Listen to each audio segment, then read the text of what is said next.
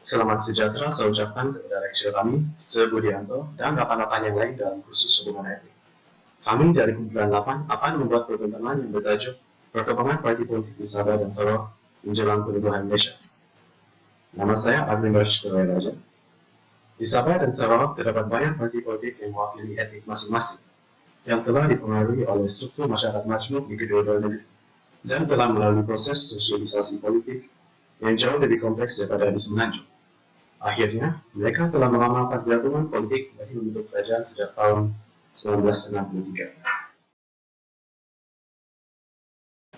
Barisan Rakyat Jati Sarawak ditubuhkan pada 4 Desember 1963. Ia diasaskan oleh Datuk Tuanku Haji Bujang bin Tuanku Otman. Ini disebabkan oleh masyarakat bawahan yang anti penyeluhan dan tidak mengikahi gaya diktator Datuk Bandar Abang Haji Mustafa yang telah meninggalkan Parti Panas dan menubuhkan Parti Berjasa. Antara sebab penubuhan ialah untuk menutup hak istimewa penduduk Bumi Putra, bertingkatkan taraf hidup Bumi Putra Sarawak, mewujudkan keharmonian rakyat, selamatkan rakyat dari ancaman komunis, dan menuntut bahasa Melayu untuk dijadikan bahasa kebangsaan. Sekarang saya akan membentangkan Parti Pusaka Anak Malaysia. Tarikh penubuhan parti tersebut adalah Ogos 1962. Pengasasnya adalah Temenggung juga. Alamat penubuhan tersebut adalah untuk membantu orang Dayak mencapai perpaduan dan menjamin hak dalam perlembagaan. Parti tersebut ditubuhkan oleh kaum Dayak.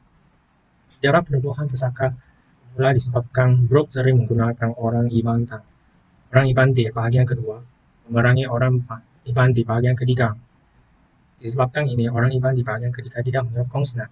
Oleh hal demikian, orang Iban di bahagian ketiga membuatkan Parti Pusaka. Seterusnya adalah Parti Negara Sarawak. Parti tersebut dibuatkan pada 9 April 1960. Pengasasnya adalah Datuk Petinggi Abang Haji Mustafa. Alamatnya adalah untuk melahirkan keharmonian di Sarawak, menuntut pendidikan berjumlah sekolah rendah, dan meningkatkan kedudukan politik, ekonomi, dan sosial di Sarawak. Parti tersebut merupakan antara salah satu parti politik terawal di Sarawak. Sejarah panas terdapat golongan yang tidak berpuas hati dengan idealisme panas, disebabkan pemimpin yang autokratik dan menyokong British semasa penyerahan, terlalu kemelayuan, dan pimpinan parti tersebut semuanya terdiri daripada golongan atasan.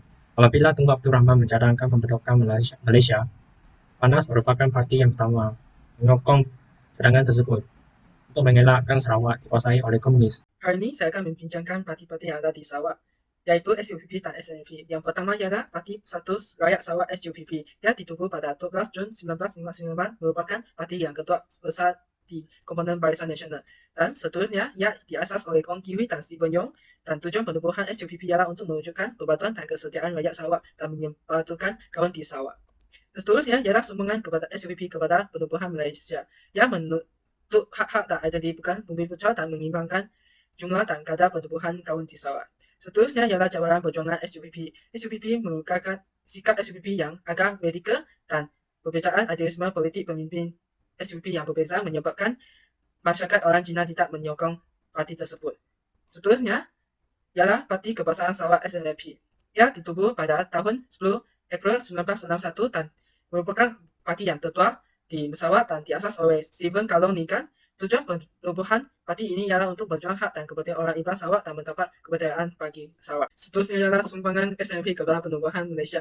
SNP menjadi salah sebuah parti komunal perikatan untuk penubuhan Malaysia pada tahun 1963 dan menentang polisi pro Melayu Semenanjung yang menindas dan meminggir orang bukan Melayu. Dan seterusnya cabaran perjuangan SNP.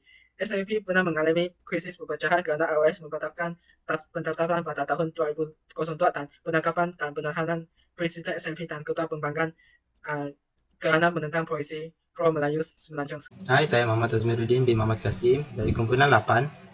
Dengan ini membentangkan tajuk berkaitan Parti Persatuan Cina yang lebih dikenali sebagai SEA. Parti ini telah ditubuhkan pada tahun 1962 dan pengasasnya terdiri daripada perniagaan Cina. Tetapi terbahagi kepada dua komuniti, iaitu komuniti Tiocha dari Kuching dan komuniti Fuchau dari Sibu. Matlamat mereka adalah sama, untuk menyatu padukan orang Cina dan merapatkan hubungan mereka dengan kaum Bumi Putra. Pusat pertama SEA di bawah pimpinan William Tan dianggotai oleh majoriti orang Cina Tiocha dari Kuching. Menjelang pilihan raya tahun 1963, jawatan pusat SEA diambil oleh suku kaum Fuchau dari bahagian ketiga di bawah pimpinan Ling Bengxiu. SEA berbeza daripada SUPP, walaupun mereka mempunyai suku kaum Cina sebagai ahli. SEA menyokong rancangan Malaysia yang dicadangkan oleh Tunku Abdul Rahman.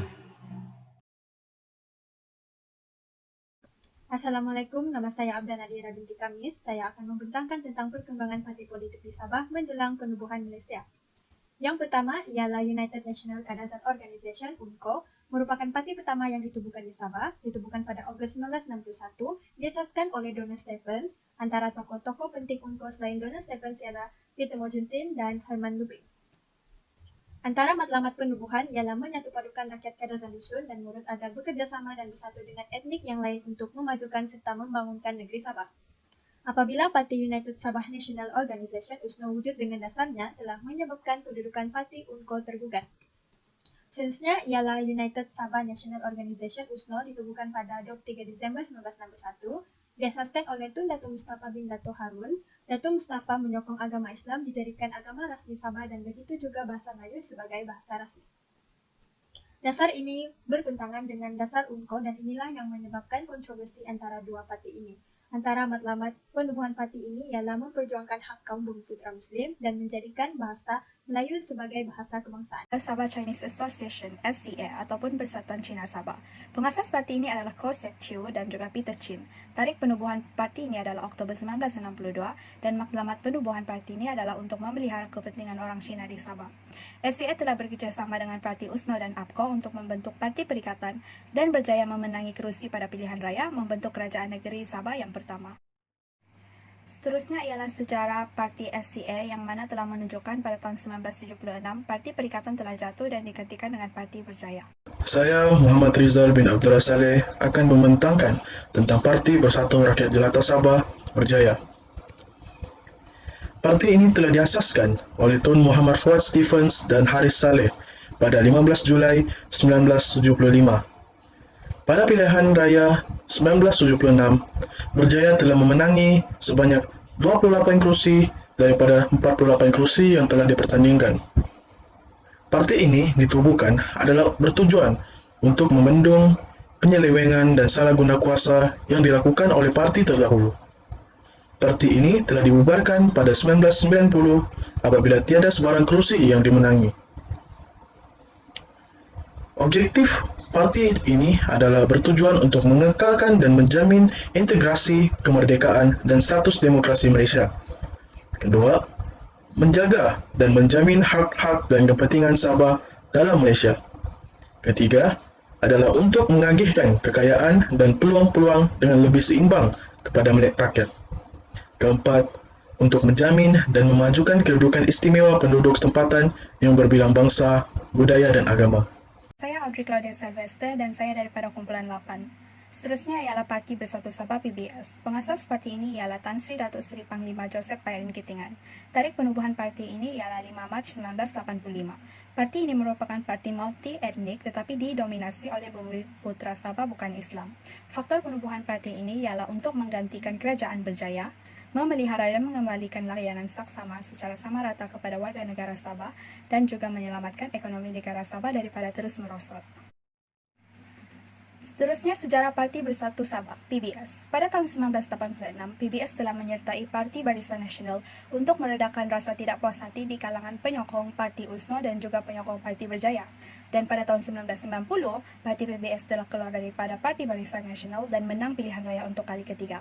Tetapi pada tahun 1994, Parti PBS jatuh disebabkan oleh perubahan besar proses politik Sabah lalu digantikan dengan Parti UMNO. Secara kesimpulan, perkembangan parti politik di Sabah dan Sarawak sudah melalui banyak halangan dan proses untuk menyatupadukan rakyat berbagai kaum. Permufakatan politik memberi ruang kepada wakil berbagai etnik untuk menyalurkan tuntutan, masalah dan aspirasi etnik yang diwakili melalui berbagai parti yang ditubuhkan. Konflik antara etnik dapat dikurangkan, perpaduan dan kesepahaman kaum dapat dikumpulkan melalui permufakatan. Perkembangan parti politik di Sabah dan Sarawak sudah berjaya mencapai kesepaduan rakyat menjelang penubuhan Malaysia pada tahun 1963. Itu saja dari kami, sekian terima kasih. Ini ialah contoh 3 perayaan yang disambut oleh kaum Melayu. Yang pertama ialah Hari Raya Aidilfitri. Yang kedua ialah Hari Raya Aidiladha ataupun lebih dikenali sebagai Hari Raya Korban. Dan yang ketiga ialah Maulidur Rasul ataupun Hari Keputeraan Nabi. Ini ialah contoh perayaan kaum Cina. Yang pertama ialah Tahun Baru Cina. Yang kedua ialah perayaan Kuih Bulan. Dan yang ketiga ialah Pesta Qingming. Ini ialah contoh pakaian tradisional bagi kaum Melayu. Lelaki menggunakan baju Melayu dan perempuan menggunakan baju kurung. Seperti terdapat dalam gambar ini, pakaian ini telah menjadi pakaian rasmi di setengah negara seperti Malaysia. Dan reka bentuk pakaian ini berubah mengikut peredaran zaman.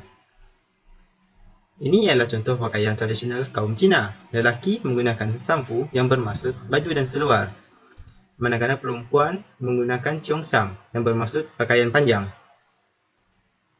Pakaian tradisional Cina selalunya bertemakan warna merah. Bagi makanan tradisional Cina dan Melayu, yisang ataupun yusheng merupakan makanan yang terdiri daripada aneka salad dan ikan. Biasanya dihidangkan menjelang sambutan Tahun Baru Cina dan menjadi lambang kemakmuran, kemewahan, dan kekayaan. Bagi masyarakat Melayu, nasi lemak ialah makanan yang populer dan dijadikan keruji harian masyarakat. Makanan yang ringkas ini menjadi kegemaran masyarakat yang sibuk di bandar. Seterusnya, alat musik tradisional Melayu dan Cina. Kompang ialah alat musik yang populer dan sering digunakan oleh masyarakat Melayu. Ia mempunyai bentuk seperti kuali dan mempunyai dua bahagian yaitu balu dan belulang. Bagi masyarakat Cina, alat yang selalu digunakan ialah pipa. Ia merupakan alat musik yang menggunakan 4 tali logam untuk menghasilkan bunyi dan digunakan dalam orkestra untuk mengiringi opera Cina.